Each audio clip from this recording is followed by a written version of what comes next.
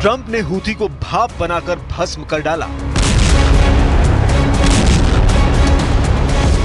Super power ने जला डाला हूथी का पावर हाउस।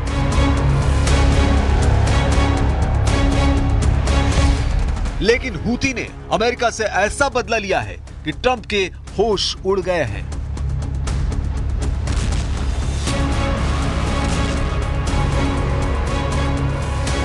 खुल्लम खुल्ला युद्ध अमेरिका और हूथी में हो रहा है। अमेरिका बेरहमी से हूथी को मार रहा है, मगर नए अपडेट ने ट्रंप की टेंशन दोगुनी कर दी है। हूथी लड़ाकों को सिर्फ ईरान ही नहीं मदद पहुंचा रहा, हूथी के साथ सिर्फ ईरान समर्थित हमास और हिजबुल्लाह ही नहीं है। अमेरिका इजराइल के सबसे बड़े दुश्मन को दो महाशक्तियों का बैकअप है, जिनके पास एटम बम है, जिनकी हर बात पर ट्रंप से तनातनी है। जब से ये जानकारी ट्रंप को मिली है, तब से हूथी पर अमेरिका ने अंधाधुंध हमले शुरू कर दिए हैं। जंगी जेट बम बरसा रहे हैं, जंगी बेड़े से मिसाइल लॉन्च हो रही है, ताबड़तोड़ तूफानी तबाही मची है। हूथी लड़ाकों को अमेरिका ने जला डाला है। खाड़ी के इस वॉर जोन में सिर्फ आग है, जलते हूथी लड़ाकों के अड्डे हैं, भाप बनकर उड़ गए हूथी लड़ाकों के कंकाल हैं। ट्रंप के क्रोध से भस्म हो रहे हैं ईरान के सुप्रीम लीडर के रॉकेटबाज कहे जाने वाले हूथी। अमेरिका ने ईरान को डराने के लिए अब तक का सबसे भयानक हमला किया है। हूथी पर अब कार्ल विंसन जंगी बेड़े ने ताबड़तोड़ अटैक शुरू कर दिया है। सुपर पावर के दो जंगी बेड़े हूथियों को तबाह कर रहे हैं। अमेरिका का ईरान समर्थक लड़ाकों पर हमला कितना भयानक है, उसे 15 मार्च से जारी त्रासदी से समझा जा सकता है। ट्रंप के ऑर्डर पर यूएस सेंट्रल कमांड ने हूथियों का टोटल सफाया शुरू कर दिया है। गुरुवार की रात हवाई हमले में हूथी को अब तक का सबसे बड़ा नुकसान झेलना पड़ा है। हूथी के रास ईसा तेल बंदरगाह पर अमेरिका ने पूरी रात मिसाइलों की बौछार कर 38 लड़ाकों को मार डाला है। हूथी फाइटर्स के चैनल अल मसीरा टीवी ने जानकारी दी है कि एयर स्ट्राइक में 102 लड़ाके घायल हुए हैं। अमेरिकी सेना की सेंट्रल कमांड ने दावा किया है कि हवाई हमले में रास ईसा पोर्ट को तबाह कर डाला गया है। रास ईसा में तेल पाइपलाइन और बंदरगाह की बर्बादी से यमन में सप्लाई रूट ठप पड़ने की आशंका है।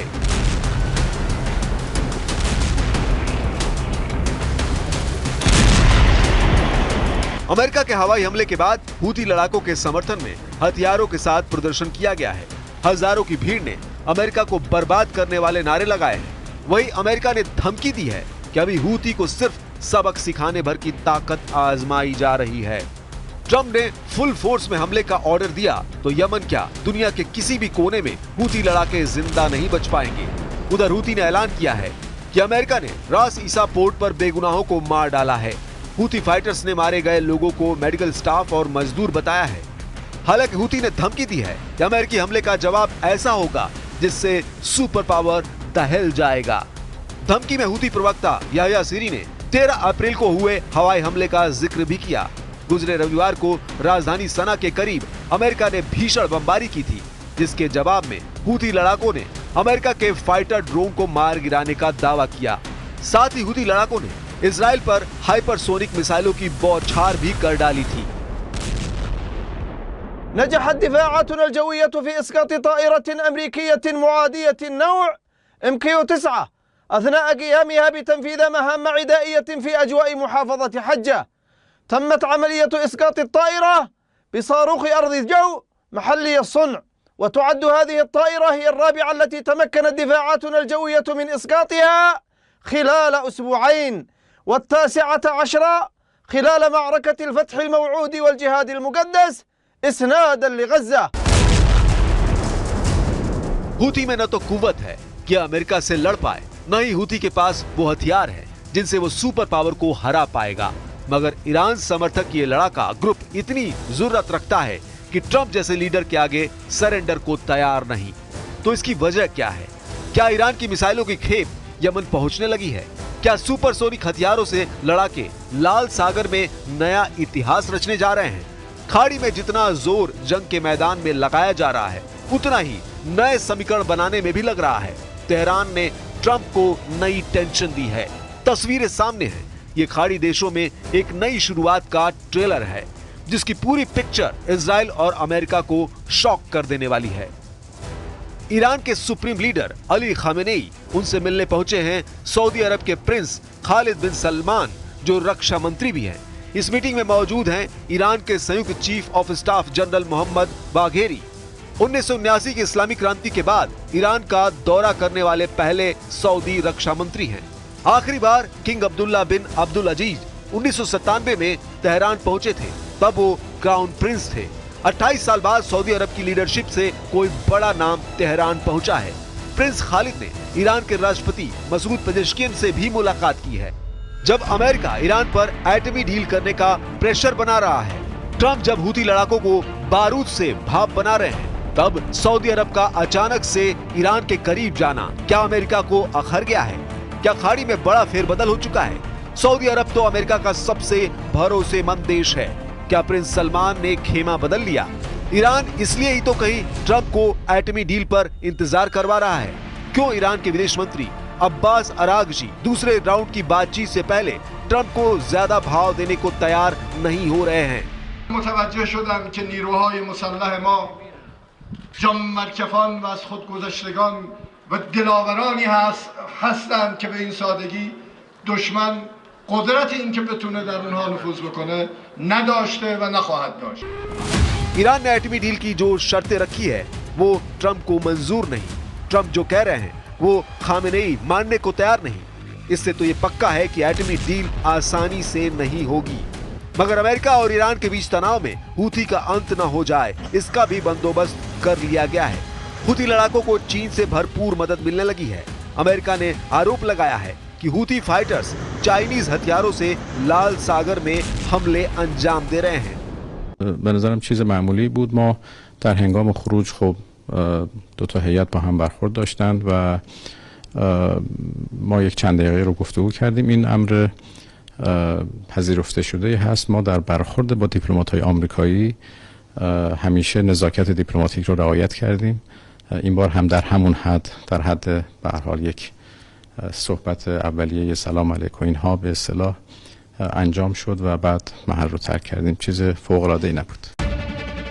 अमेरिका का आरोप है कि चीन की कंपनियां हूती को सैटेलाइट से टारगेट बता रही हैं, जिसकी मदद से हूती लड़ाके सही ठिकाने पर मिसाइल धमाके कर अमेरिका और इजराइल को भारी नुकसान पहुंचा रहे हैं। अमेरिका ने दावा किया कि चीन ने जैसे रूस और उत्तर कोरिया की मदद की है, ठीक वैसे ही ईरान को पर्दे के पीछे से बैकअप दे रहा है।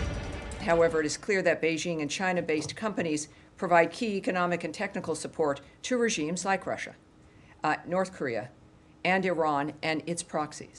The CCP continues to enable these regimes, whether it be through the provision of dual-use items Russia needs to sustain its war in Ukraine, North Korea's ballistic missile development, or Iran's support of terrorism across the Middle East.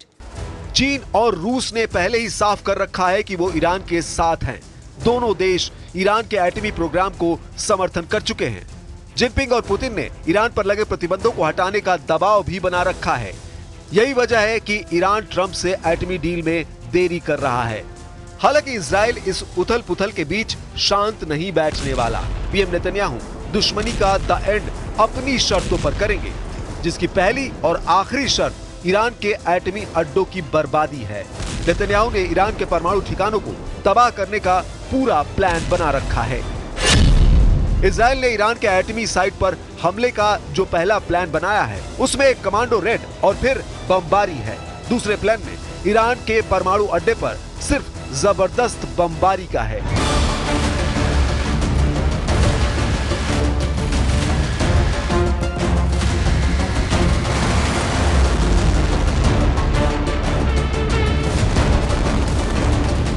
Israel अच्छी तरह जानता है कि Iran इस वक्त सबसे कमजोर है। ईरान के एयर डिफेंस सिस्टम पहले ही 2 दौर की लड़ाइयों में ध्वस्त हो चुके हैं। हमास, हिजबुल्ला और मिलिशिया लड़ाके घुटनों पर हैं। सबसे बड़ी बात, इजराइल ने कई ईरानी मिसाइल साइट तबाह कर डाली है। इसीलिए नेतन्याहू परफेक्ट स्ट्राइक के मूड में है। हालांकि ट्रंप ने फिलहाल अटैक पर ब्रेक लगा दिया है, जबकि जो तय हुआ था उसके मुताबिक द सन की रिपोर्ट में दावा किया गया है कि ईरान के परमाणु ठिकानों पर हमले के लिए ही अमेरिका ने खाड़ी में 2 जंगी बेड़े भेजे हैं, जिनके साथ 2 पैट्रियट मिसाइल बैटरी और 1 एरिया डिफेंस सिस्टम थाड़ भी भेजा है। 6 B-2 बमवर्षक विमानों को डिएगो गार्सिया द्वीप पर तैनाती इसीलिए ही की गई है। B-2 बॉम्बर से ईरान के एटमी अड्डों पर 14,000 किलोग्राम का बंकर बस्टर बम धमाका करवाने का प्लान था, जिनके धमाके से ईरान के अंडरग्राउंड परमाणु अड्डे पूरी तरह तबाह हो सकते थे। ट्रंप ने इस हमले को फिलहाल टाल दिया है। ट्रंप वेट एंड वॉच का मूड बना चुके हैं। ट्रंप को लग रहा है कि ईरान एटमी डील करने पर मजबूर होगा, जबकि चीन रूस की नई चाल ने ट्रंप की उम्मीदों पर पानी फेर दिया है। अब तो सऊदी अरब के भी ईरान के साथ दिखने से ट्रंप बेचैन हो चुके हैं। सऊदी से ईरान ने साठगांठ कर ली तो यह अमेरिका के लिए सबसे जोरदार झटका होगा। सऊदी अरब खाड़ी देशों का अगुआ कहा जाता है। प्रिंस सलमान की धाक सभी मुस्लिम देशों में है। सऊदी अरब के पास न दौलत की कमी है न हथियारों की। सऊदी प्रिंस सलमान के ट्रंप से दूरी बनाने की सबसे बड़ी वजह इजराइल ही है। प्रिंस सलमान ने गाजा युद्ध में हर बात पर इजराइल का विरोध किया है। यहाँ तक कि जब ट्रंप ने गाजा से हमास को बाहर निकालने का प्लान बनाया तो भी प्रिंस सलमान ने विरोध जताया। प्रिंस मोहम्मद बिन सलमान शायद ईरान से सभी गिले शिकवे मिटाने को तैयार हो चुके हैं। अगर ईरान सऊदी साथ मिल गए तो इजराइल को नए सिरे से युद्ध का प्लान बनाना पड़ेगा, क्योंकि इस लीग में सबसे शातिर दुश्मन तुर्की का शामिल होना भी तय है। मतलब ये कि खाड़ी युद्ध में एक तरफ सिर्फ अमेरिका इजराइल बचेंगे तो दूसरी तरफ ऐसा महागठबंधन होगा जिसके पास सुपर पावर को हराने का दम है। यानी ईरान अमेरिका का युद्ध सिर्फ दो मुल्कों की टक्कर नहीं होने जा रही, ये ऐसा युद्ध हो सकता है जिसका विस्तार तीसरे विश्व युद्ध तक पहुंच सकता है।